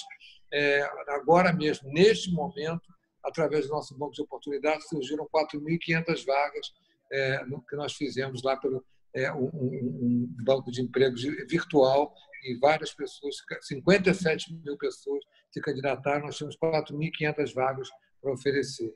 Então, o Adalberto está coberto de razão, é isso mesmo, e o nosso foco tem sido exatamente o curso técnico, e o resultado tem sido excelente. Obrigado, desculpa interromper aí. Imagina, não foi intromissão nenhuma, e eu vou continuar então com o senhor mesmo. Eu vou pedir para que o advogado Leonardo Cairo já emende a pergunta para o Antônio Florencio, por favor. Boa noite a todos. Eu sou Leonardo Cairo, sou advogado, sócio da Jordana Advogados. Queria agradecer a oportunidade de estar aqui hoje, professor, todos. A pergunta é objetiva. Na verdade, nós, como advogados, nós temos, até o Vladimir falou, né? Não vamos escutar muitos advogados, porque o advogado trava a gente. Mas o advogado também tem um papel de auxílio nas novas oportunidades, né? Nós temos um foco muito grande no direito tributário, trabalhamos muito com recuperação de crédito tributário, e nesse momento a gente está criando bastante o empresariado. Mas a gente vê também muita resistência, Antônio, no sentido de que há algumas práticas antigas no empresariado, no sentido de ter uma repulsa a esse tipo de incentivo, né? Então, assim, o que a FEComércio imagina nessa nova ordem que vem surgindo de possibilidades para instruir o empresariado, né? Para amparar o empresariado nessa quebra de paradigmas, nesse ranço, inclusive que, como agora falou, que somente quem tinha curso superior, enfim, na verdade, é trazer realmente algumas quebras de paradigma. Qual é o papel da FEComércio hoje nessa mudança, emendando aí nesse sentido desses trabalhos que você veio já apresentando? Olha, muito obrigado pela pergunta.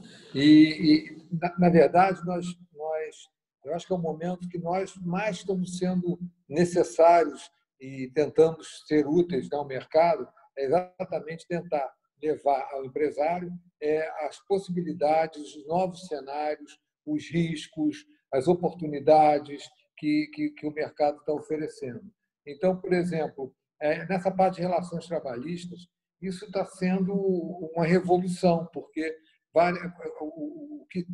nós tentamos mitigar o risco, mas, na verdade, para poder se avançar, como o Vladimir colocou, você vai ter que correr alguns riscos, porque existem algumas visões, e aí eu volto para a minha fala lá no início, de visões convencionais num momento que não é convencional, né? Existem algumas visões que ainda tentam, como essa do STF, dizer que isso é uma doença ocupacional, né? Então, existem algumas visões que elas são absolutamente arcaicas e inadequadas para esse momento que nós estamos vivendo. E as empresas precisam avançar nesse sentido. Então, nós temos buscado no mercado, buscado novos parceiros, para que possamos discutir em conjunto novas práticas para que eles para que as empresas possam adotar. Nós temos dado muito suporte tributário, né, nas novas oportunidades que estão surgindo em termos de postergação de impostos, enfim, adotando novas práticas.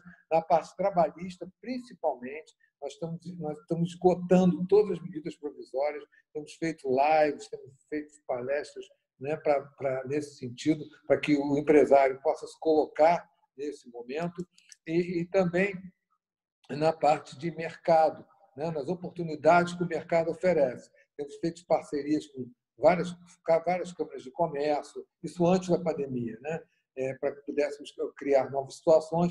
E nós estamos enxergando agora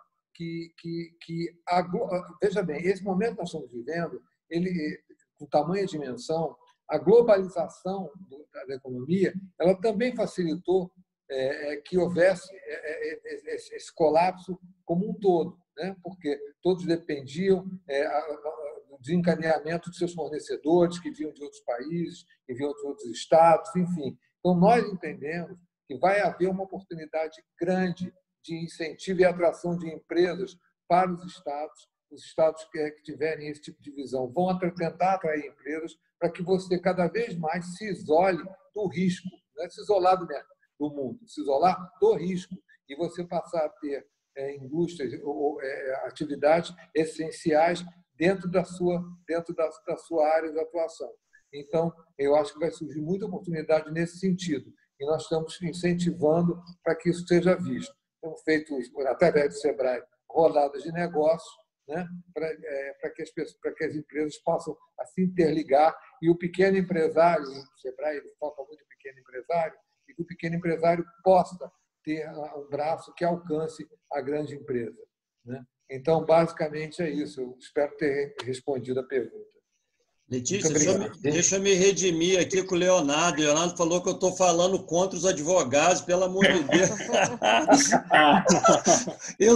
Leonardo, eu sou da área de TI, da área de informática, mas eu sou graduado em Direito. Então, é porque, na verdade, o advogado realmente tem passa essa imagem nesse momento. Mas o que eu estou querendo dizer é que o trabalho jurídico nessa hora é muito importante, tanto o jurídico quanto o contábil. Então, os advogados, os contadores têm que estar sentados na mesa, né? Eles estão sentados na mesa junto com a gente o tempo inteiro. E a gente hoje, o que eu estou querendo dizer é que no momento de guerra, a gente acaba correndo mais risco, como o Antônio falou. Então, a gente faz umas escolhas de correr um pouco mais de riscos em troca da velocidade, né? Porque as legislações brasileiras, principalmente as trabalhistas, elas não acompanham a velocidade da sociedade, elas são mais lentas. Então, as regulações são lá do passado, então, às vezes, dificultam algumas coisas. Então, o que eu estou querendo dizer é que, muitas das vezes, a gente tem que correr um pouco mais de riscos em detrimento de ter um parecer que a gente pode estar tendo algum problema no futuro, né? Mas não estou querendo dizer que eu não acredito nos advogados, não, pelo amor de Deus. Não, acho que não. Até o advogado está se reinventando. Na verdade, até pegando um gancho, o advogado está se reinventando. Ele não pode travar a empresa. Na verdade, tem que comprar o barulho da empresa. É isso aí. Tamo junto. Justa retratação, Vladimir. Bom, para fechar essa sequência, eu gostaria de chamar o Marcos Alberto Neme, que é diretor executivo da E3 Consultoria Sistemas e Serviços. Ele também é assessor de diretoria de tecnologia da FAPERJ e também faz parte do conselho do G10. Então, Neme, eu gostaria que você fizesse a sua pergunta para Zeina Latifi, por favor. Olá. Eu gostaria de cumprimentar todo mundo e agradecer a presença. Essa reunião aqui está muito, muito proveitosa, muito bacana. Eu queria dizer, para iniciar, que realmente acredito que a resiliência e a força de vontade, a capacidade de luta dos empreendedores, dos empresários, é que essa capacidade de cada um é que vai levar ao sucesso depois dessa situação toda. Mas, quer dizer, foi comentado aqui a questão do papel do governo, esse tipo de coisa, etc. E o Vladimir até comentou que tem aproveitado, por exemplo, a situação de deixar a tributação para mais tarde, etc. Então, as pessoas ficam esperando que o governo possa auxiliar com uma série de coisas, mas não se perguntam de onde vem esse dinheiro que viria de lá.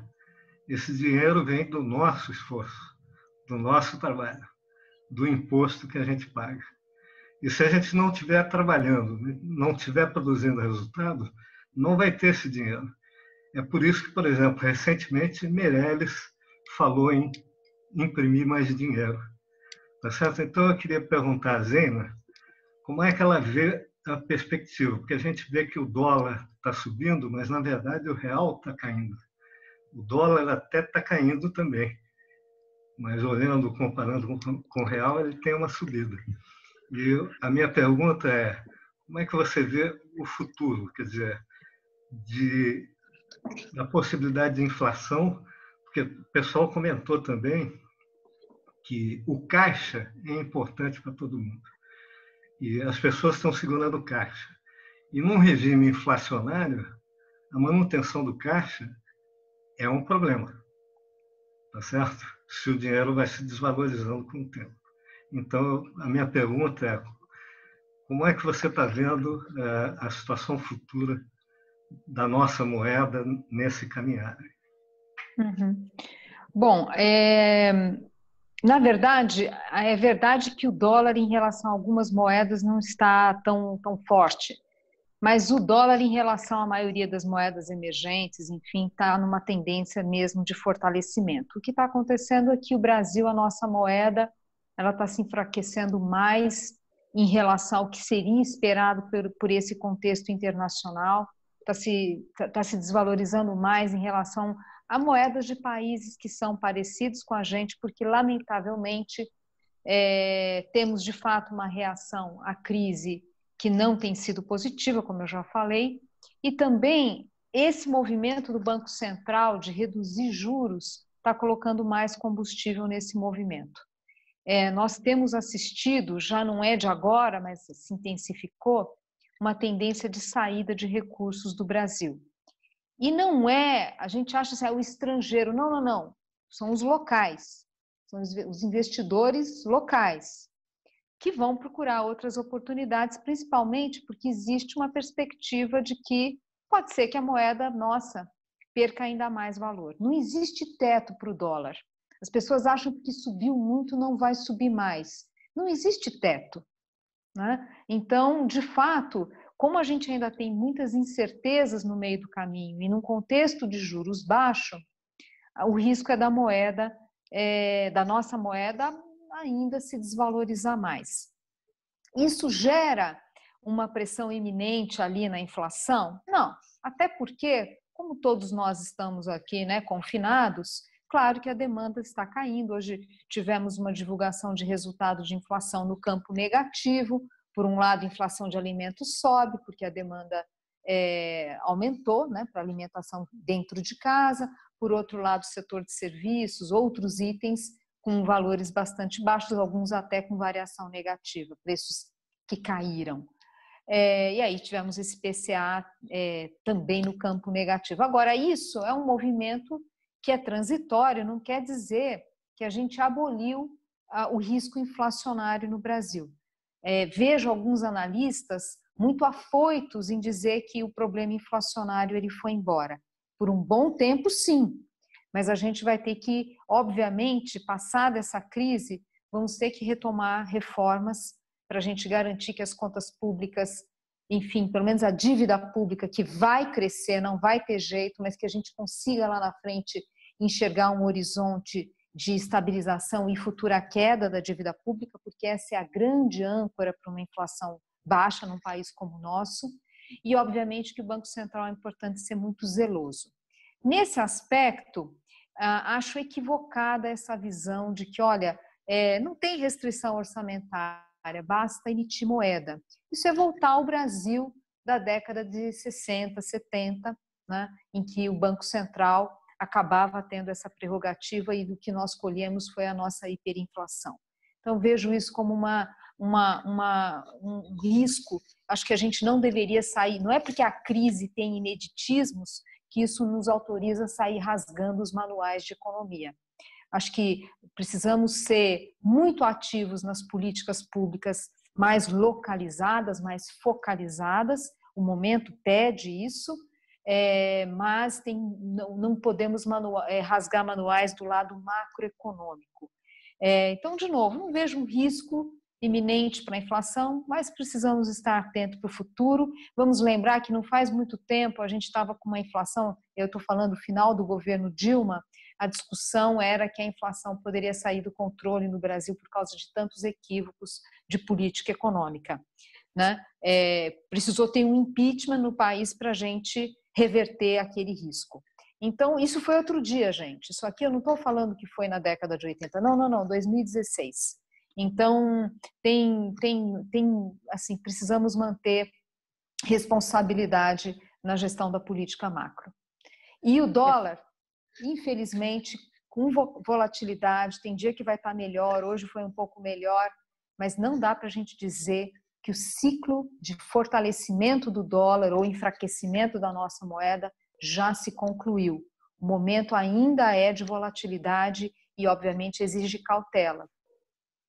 Perfeito, Zena. Muito obrigada pelo seu posicionamento e pela sua explanação. Obrigado. Chegamos finalmente à nossa fase final desse fórum online. Eu queria pedir... o Gabriel Leal mandou uma mensagem interna aqui, disse que teve que sair para um compromisso. E o Carlos Favoreto também. Deixaram um grande abraço para todos os participantes, agradeceram a disponibilidade de vocês em também assisti-los.